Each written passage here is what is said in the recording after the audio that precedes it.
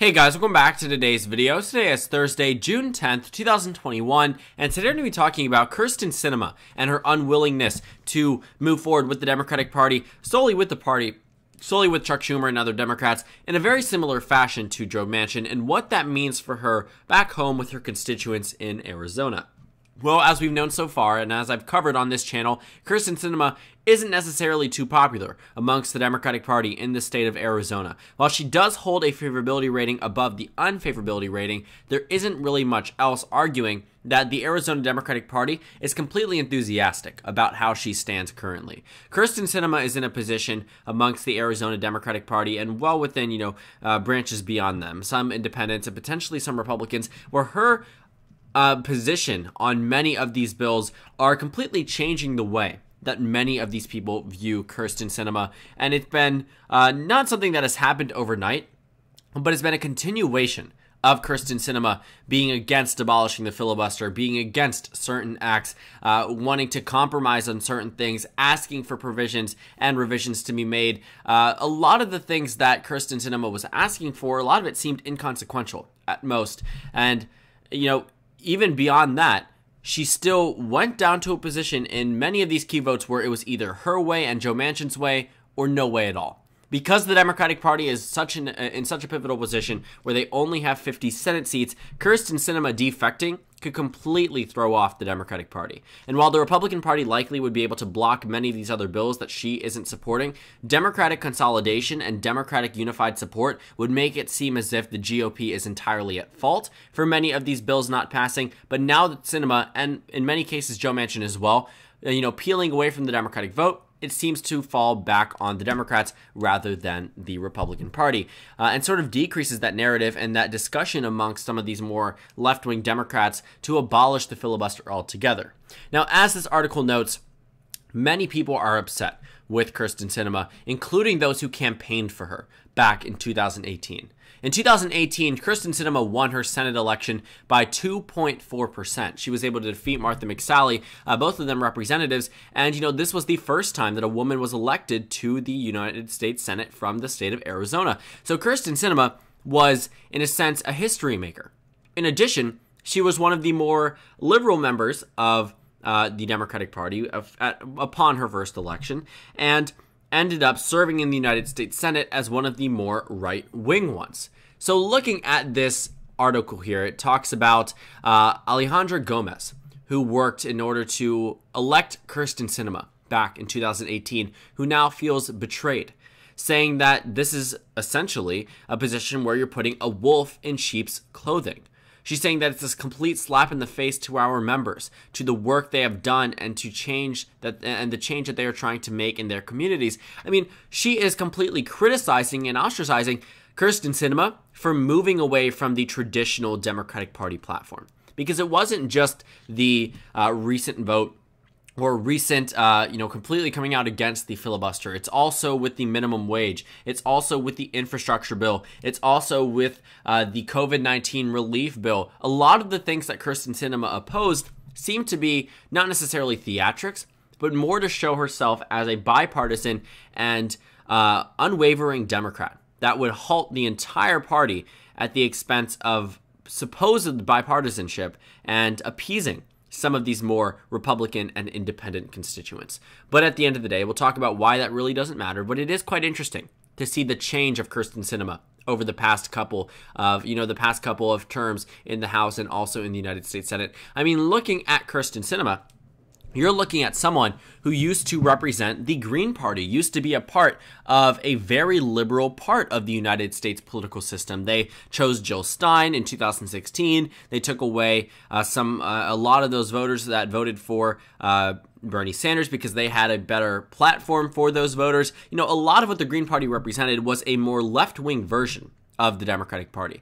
She went so far as to say that, capitalism damages her. Well, we can actually read it here. Until the average American realizes that capitalism damages her livelihood while augmenting the livelihoods of the wealthy, the almighty dollar will continue to rule.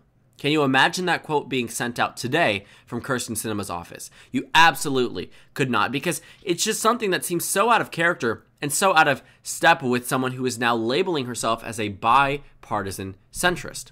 I didn't mean to put an emphasis on the by, but, you know, some things just end up happening altogether. But looking at the complete shift of Kyrsten Sinema from someone who represented the Green Party, a more left-wing version of the Democrats, to now being a centrist and a more right-wing member of the United States Senate, it's been a pretty big whirlwind. But she is a part of the Blue Dog Coalition, so one certainly can expect that, but she certainly also is a little bit more right-wing than some of these more Blue Dog-type Democrats. If you look at her voting record in the United States Senate, you'll see that under President Trump, you know, she had backed him 50.4% of the time amongst her entire Senate career. From 2019 to 2021, for the 2 years she was in office, in the 2 years that President Trump was in office, for half of his entire presidency, she backed him 50.4% of the time. And I found that to be quite interesting. You know, she's someone who is representing a state that just turned towards the Democrats,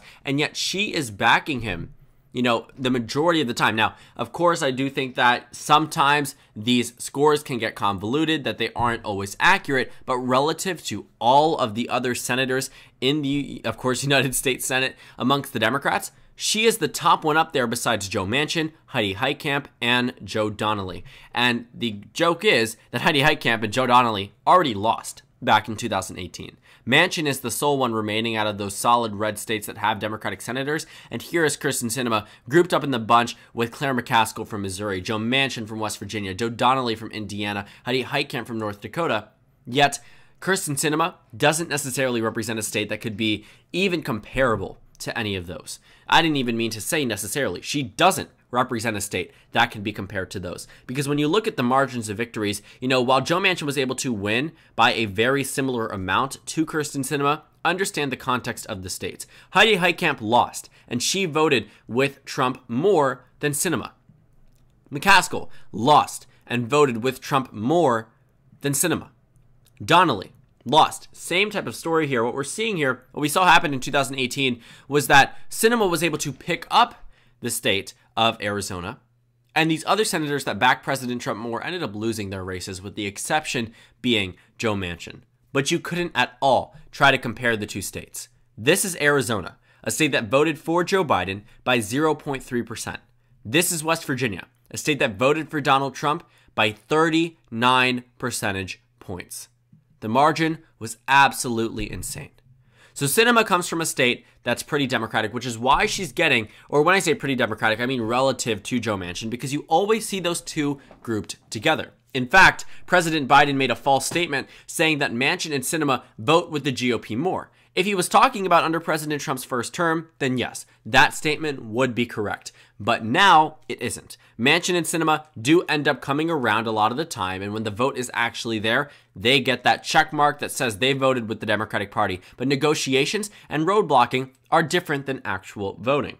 So Joe Biden's sentiment largely probably was trying to say that these two are the ones that are siding with the GOP a lot of the time, yet are Democrats, which is true.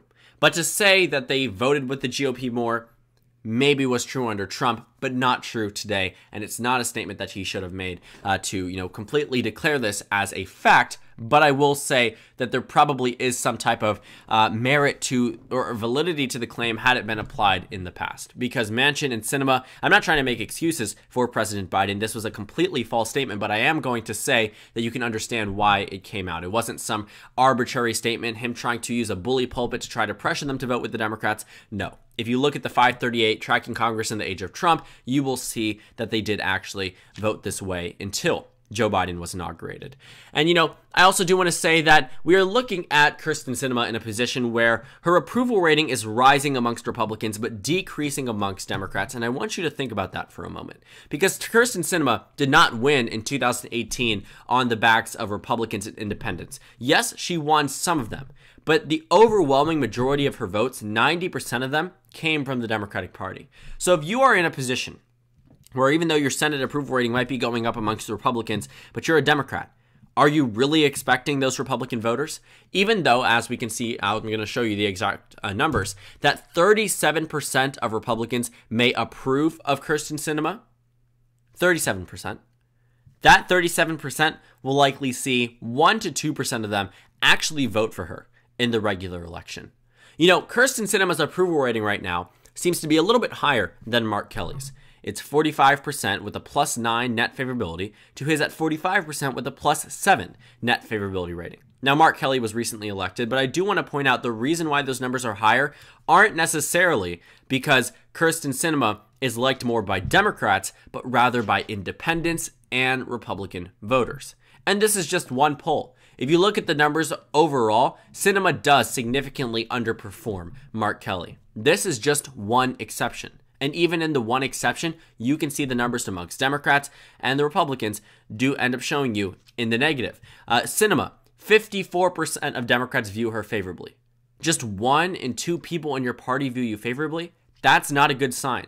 With Mark Kelly at 72%, that's 3 in 4. 1 in 2 is, much worse than 3 and 4.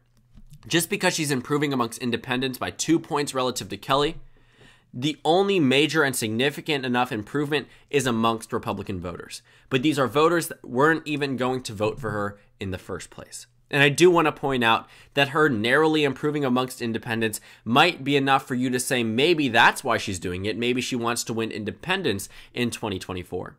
But if Mark Kelly is in a position where he is backing the Democratic Party every step of the way, and yet the difference is 2%, and he won by the same margin as Kyrsten Sinema in 2020, I mean, you can look at that and say, wait a second. If he's only down 2 points relative to her amongst independents, but up, by what? A half, 50% of where Kyrsten Sinema is right now, 150% of what she had, one could argue maybe it makes more sense to go with the Mark Kelly type of strategy. I mean, it really does, looking at the state of Arizona, because you're looking at a state that went to Kyrsten Sinema in 2018 that could have been a fluke, but then it wasn't. Arizona went blue on the presidential level. In 2018, Democrats won 5 House seats, Republicans won 4, effectively flipping the party composition from the state. And then 2020 also holds a Senate election in which Mark Kelly ends up winning. So Sinema is receiving this backlash and continued backlash because many people think that this just simply doesn't make sense. It doesn't make sense that she's in such a position where she's going to be in a competitive state. Yes, they completely understand, but is backing the Republican Party a significant portion of the time. And even in the AP fact check, they note that according to the roll call, that Kyrsten Sinema votes against the Democrats 33.1% of the time. Kyrsten Sinema votes against the Democratic Party more than Doug Jones, the first Democratic senator in Alabama in 25 years, a state that voted for Donald Trump by 20 points or higher, actually, in the 2020 presidential election. So what we saw happen in Alabama was that the state flipped towards the GOP. But the fact is, the Democratic senator from Alabama, which was ousted in 2020, voted with the Democrats more than Kyrsten Sinema.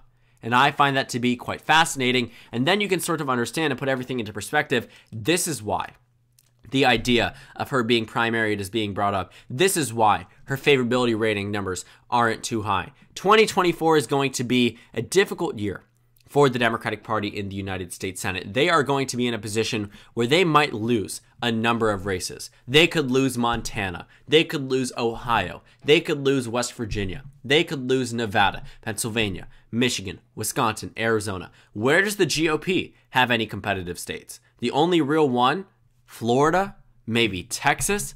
Beyond then, you're not going to see Indiana revert back to being competitive, or Tennessee, or Mississippi, or Missouri, or North Dakota. Those are 6 states that were previously competitive, 5 states that were previously competitive back in 2018 within 10 points, but now won't be. Will be well without, outside of a 10-point margin of victory for the GOP. So looking at 2024, Kyrsten Sinema is already in a competitive state, but she doesn't necessarily need to treat it as if she's living in West Virginia, representing West Virginia, or as if she's in Montana, or as if she's Doug Jones from Alabama.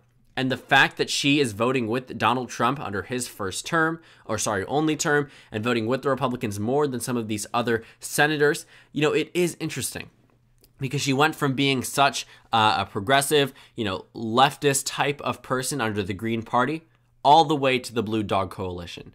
And now she is starting to see continued backlash amongst her party. This is nothing new to Kyrsten Sinema to receive criticism from the Democratic Party, but her role in the United States Senate has been heightened by the Joe Biden presidency, by the Democrats being in the Senate majority, because her and Manchin seem to be the routine two that consistently are halting and preventing major pieces of Democratic legislation to be passing, either by refusing to abolish the filibuster, refusing to go through a method of reconciliation before the end of the year, refusing to even consider such a position, saying they will vote in the, against it, ultimately bringing us to a nay vote. Kyrsten Sinema is free to vote how she wishes. She was elected by the citizens, but we are starting to see many, many, many of those citizens turn their backs on her and say, I either want to primary her or she's just as bad as a Republican. That's something that Kyrsten Sinema likely doesn't want to hear, but that's just the result of her statements, her votes, and her history. So thank you guys so much for watching this video. Make sure to comment down suggestions below. Subscribe on the left if you haven't already, and check out the Instagram and Twitter. At the bottom left of the screen, there's also a Discord server for you to go ahead and join. On the screen, there's a video you can watch, and then a playlist for my 2022 Senate election analysis videos. Again, thank you guys so much for watching, and I will see you all tomorrow.